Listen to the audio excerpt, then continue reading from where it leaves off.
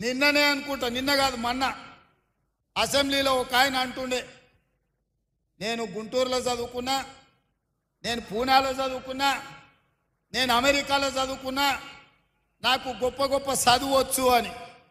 మీరు ఆడ చదువుకున్నారు అన్న నెటకారం చేయబోయింది, మీరు చూసి ఉంటారు టీవీలలో అసెంబ్లీలో. అప్పుడు నేను లేచి నేను చెప్పిన, కొండారెడ్డిపల్లి ప్రైమరీ స్కూల్లో గవర్నమెంట్ స్కూల్లో చదువుకున్నా అని చెప్పిన,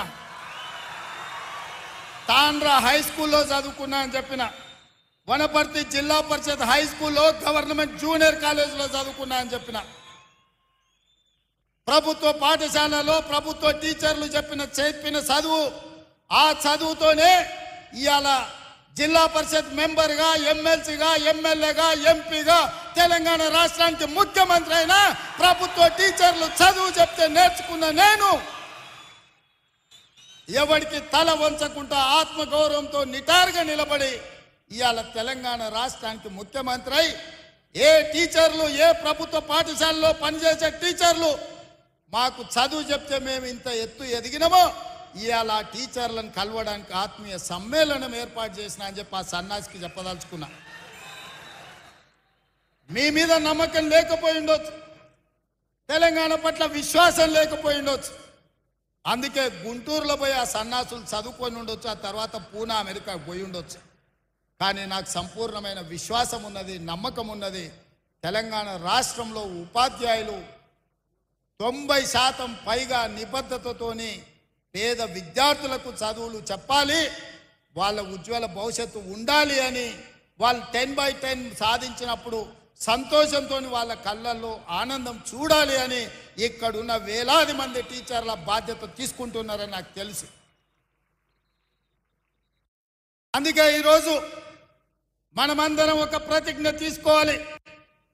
పోయిన సంవత్సరానికంటే ఈ సంవత్సరం ప్రభుత్వ పాఠశాలల్లో 2 లక్షల మంది విద్యార్థులు తక్కువ చేరికలు జరిగినాయి. దీన్ని మనం విశ్లేషించుకోవాలి. ఇవాళ 26 లక్షల మంది ప్రభుత్వ పాఠశాలల్లో ఉంటే పోయిన సంవత్సరానికంటే 2 లక్షల పైగా అడ్మిషన్లు తగ్గినాయి. కొన్ని పాఠశాలలు బంద్ అయి ఉండొచ్చు, కొన్ని పాఠశాలలలో తల్లిదండ్రులు ప్రైవేటులో చెప్పిస్తేనే మాకు గ్రామంలో గౌరవం ఉంటుందని అనుకుంటుండొచ్చు. నేను చాలామందిని గ్రామాలకు వెళ్ళినప్పుడు మాట్లాడుతుంటా, అడుగుతుంటా, కుటుంబ విషయాలు అడిగిన తర్వాత పిల్లల్ని ఎక్కడ చదివిస్తున్నారు, ఏదో ప్రైవేట్ స్కూల్ పేరు చెప్తారు. ఎందుకనంటే అక్కడికి పోతే కొంచెం ఇంగ్లీష్ నేర్చుకుంటారు సార్ అనో, లేకపోతే గవర్నమెంట్ స్కూల్కి దోరితే ఊళ్ళో ఏమన్నా అనుకుంటారేమని మేము అక్కడికి దోలుతున్నాము అని. నేను అందుకే అది మారాలి, మార్చాల్సిన బాధ్యత మన మీద ఉంది. మన పిల్లలు ప్రభుత్వ పాఠశాలకు వెళ్ళడం ఆత్మ గౌరవం అని గ్రామాలలో ఉన్న తల్లిదండ్రులు భావించాలి. అందుకే అమ్మ ఆదర్శ పాఠశాలని సెల్ఫ్ హెల్ప్ గ్రూపులకు పూర్తి బాధ్యత అందించి మన పాఠశాలలు మొదటి రోజే దాదాపుగా 26 లక్షల మంది విద్యార్థులకు మొదటి రోజే వాళ్ళ పాఠ్య పుస్తకాలతో పాటు వాళ్లకు డ్రెస్సులు ఇచ్చే ప్రయత్నం చేసినాం. మొదటి విడతలోనే మేము విజయం సాధించినాం. రెండవ డ్రెస్సు కూడా తొందరలోనే మా అధికారులు ఆ పిల్లలకి ఇస్తారని నేను భావిస్తున్నా. అందుకే ఇవాళ ప్రభుత్వం వైపు నుంచి మీ సమస్యల్ని పరిష్కరించడానికి, మీతో మాట్లాడడానికి, చర్చించడానికి ఈ ప్రభుత్వానికి ఎలాంటి ఇబ్బంది లేదు, ఎలాంటి బేసజాలు లేవు.